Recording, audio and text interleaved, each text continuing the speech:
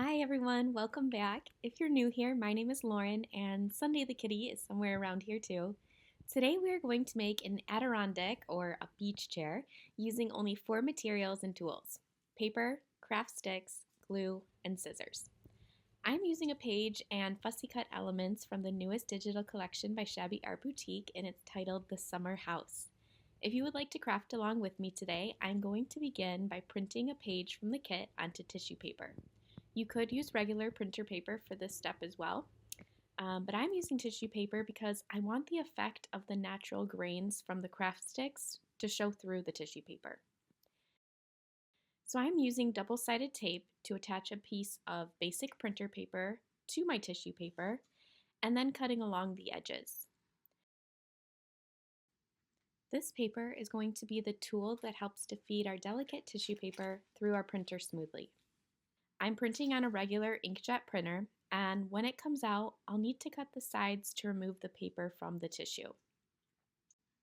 I'm not worried about cutting this out perfectly, as we won't even be using this entire sheet, but this tissue paper is what we'll cover our craft sticks with in order to give our chair a more realistic, beachy, weathered look.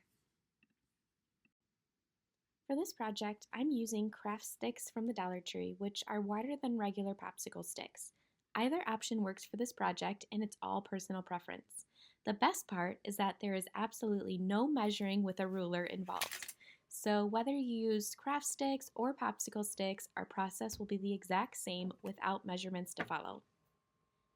I'm going to use Mod Podge and a foam brush to glue 12 sticks to our printed tissue paper sheet, and then we'll peel away the excess. I did realize later on that 2 of my pieces should have been double-sided, so you could do that now or just cover up later like I do. You'll also use just a couple plain sticks, so keep the rest of your package nearby.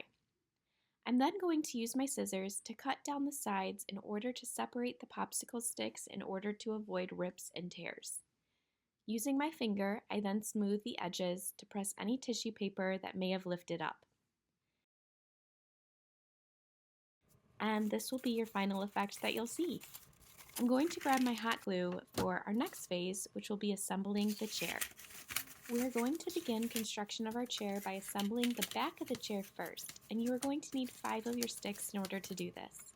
Arrange them so that the stick in the middle is the tallest, and the 2 sticks next to it are slightly shorter, and then the 2 on the edges are the shortest. Next, take a blank popsicle stick, which we'll use to draw a line across our sticks, and this is where we'll be cutting them and then gluing them to this popsicle stick. The stick will be on the back of the chair, so you won't see it. I'm now using scissors to cut where our line was drawn, and I'm going to glue the plain popsicle stick to the bottom of these sticks.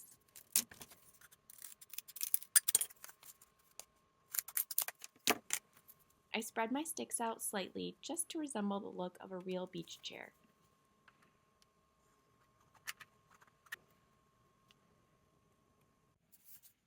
Take a second plain stick, which you'll glue above this one, and I am marking just slightly over the edges on the right and the left side. When we cut this piece, we are going to cut on an angle with the top of the stick pointing out more than the bottom on each side.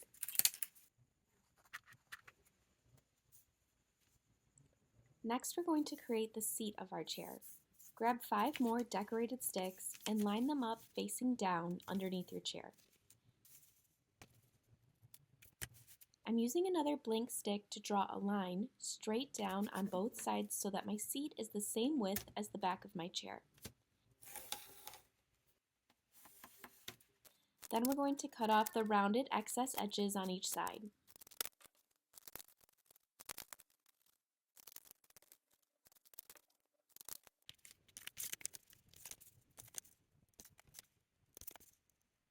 Take another plain stick and cut this to measure the length of your seat in order to glue these 5 sticks together. You'll do this for both sides of your seat.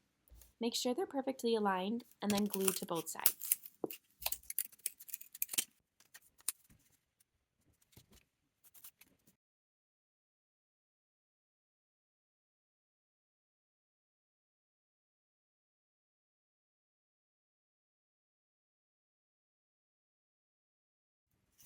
Next, we're going to take 2 of our decorated sticks and leaving them full size, we're going to glue to the sides of our seat.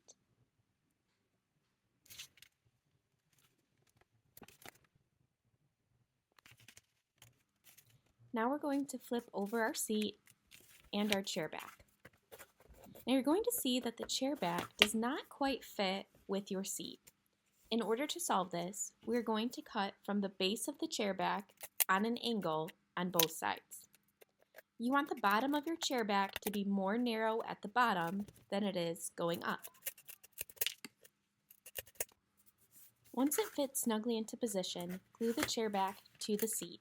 And you'll want to decide how far you would like your chair to lean back, but make sure that it is flush with the seat.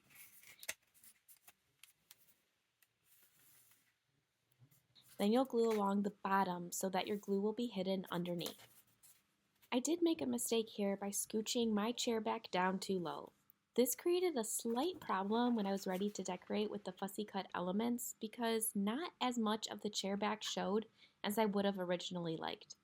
Had it been taller, I would have been able to show off both the fussy cut elements and more of the chair's design. Here I am using a leftover piece that we had previously cut, and I'm going to line it up along the side. You'll want to set your chair down flat on your table so that you can determine the height that this stick should be. You'll do this on both sides, and these 2 pieces will help support the armrests, and that is what we will add next. I made a mark with my pencil so that I know where to add my glue. We are going to glue both pieces on first prior to cutting these. I'm repeating the process on the second side using a scrap decorated piece, marking where to add my glue, and adhering to the side of the chair.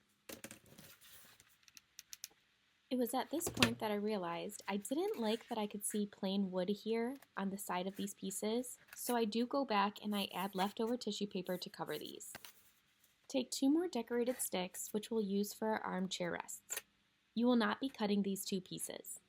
We are going to mark where our armrest will lay on the 2 sticks that we just glued. So I'm using a pencil to mark where I will cut before then gluing my armrests onto both sides. This is why we left our back chair piece sticking out farther on the top to make a ledge for these armrests to sit on. And here is our chair. I really like that you can faintly see through the tissue paper, so it almost looks like a truly weathered wooden beach chair. The only thing I decided to add was to use one last decorative piece for the front, and I cut the sides on an angle before gluing to the front seat for a more finished and what I would say comfortable look. Now that the construction of our chair is finished, we are ready to decorate. I'm going to begin this phase by using Christmas tree ribbon. Yes, this is Christmas ribbon for a beach-themed tree, and then this rope will go over top. I'm going to start the roping by gluing the end to the back of the chair. And then I'll make a little loop here and wrap some around the back of the chair before continuing to wrap the rest around the armrests. This rope is from the Dollar Tree, and I found it in the floral craft section.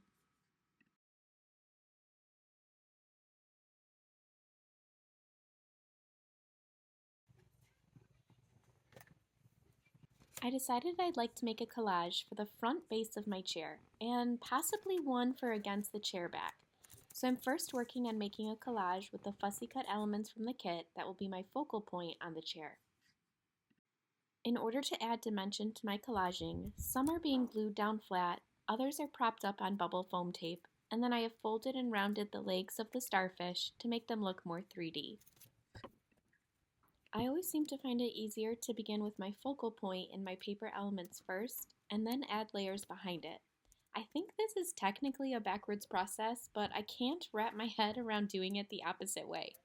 The smaller elements will stay in the front by the focal point of the boy with the starfish, and then the larger layers of the flowers will build as my base in the back.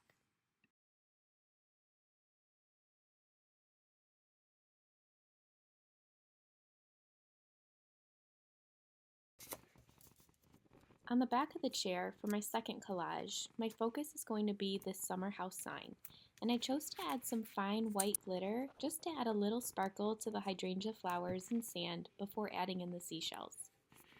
I did print some elements twice and used foam tape in between the double pieces in order to make some pop out and again add more dimension. Honestly, I keep going back and forth whether I like this second collage piece on the chair or if it feels as though it's in competition with the front collage. So I'm not going to glue it down so that indecisive me can continue to change my mind repeatedly. You'll have to let me know in the comments below what you think so that I can go with the majority vote on this one. For two final touches, I am adding a starfish here at the base of our chair and then one again at the back by our second collage, which may or may not be staying. Don't forget to tell me. As I'm wrapping up the last few details of our project today, my concluding thoughts are that I am really excited for the upcoming projects that I have with this kit. My dad, Mr. Shabby Larry, is already hard at work, and I am currently working on a big journal that I cannot wait to share with you all soon. My house is decorated in a shabby beach theme, so I do intend to place this upon a shelf in my bathroom. Thank you all for crafting alongside of Sunday and I today. We will see you all very soon. Until then, take care.